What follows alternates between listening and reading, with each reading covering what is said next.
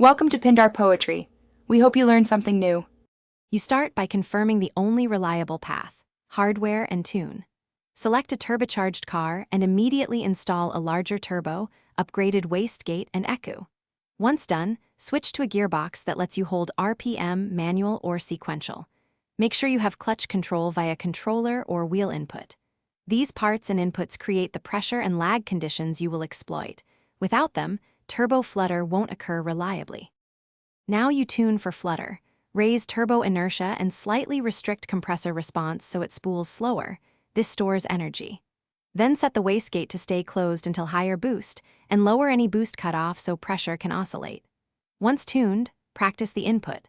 Hold full throttle to build boost, then quickly lift while keeping RPM steady with the clutch or throttle blip. This rapid change forces high-pressure exhaust to dump and re-enter the turbo, producing the flutter effect. Finish by testing sequences: full throttle build, quick lift, and clutch hold or rev matching to keep RPM. Repeat across gears to find where flutter is strongest.